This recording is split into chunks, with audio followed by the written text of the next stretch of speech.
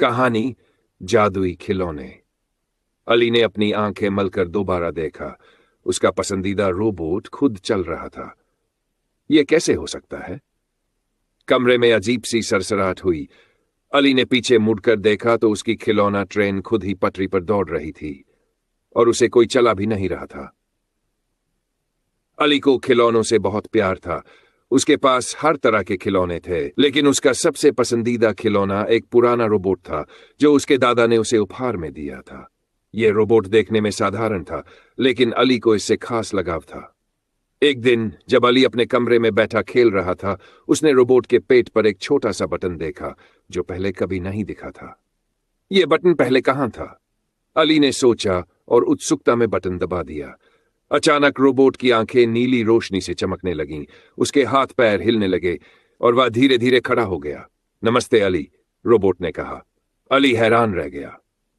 क्या तुम बोल सकते हो? हाँ, मैं हमेशा से बोल सकता था, लेकिन किसी ने मेरा बटन नहीं दबाया था, रोबोट ने उत्तर दिया। पहले तो अली डर गया, लेकिन फिर उसे बहुत मजा आने लगा।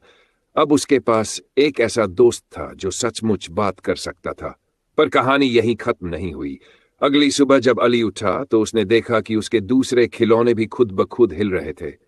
उसकी कारें कमरे में दौड़ रही थी, उसकी ट्रेन बिना बैटरी के चल रही थी और उसका टेडी बियर भी बोलने लगा था। यह सब कैसे हो रहा है? अली ने चौंक कर सोचा। शुरुआत में अली को बहुत मजा आया।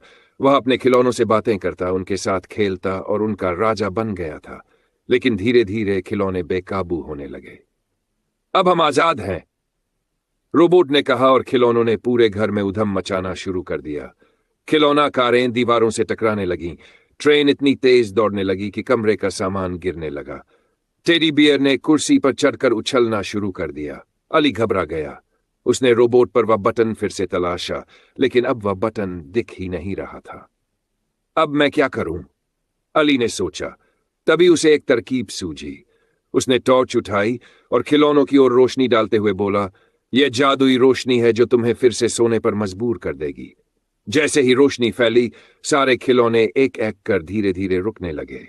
टेडी बियर वहीं बैठ गया। ट्रेन धीमी होकर रुक गई और आखिर में रोबोट ने अली की तरफ देखा और मुस्कुराकर कहा, शायद अभी हमारा समय नहीं आया था। फिर रोबोट भी शांत हो गया।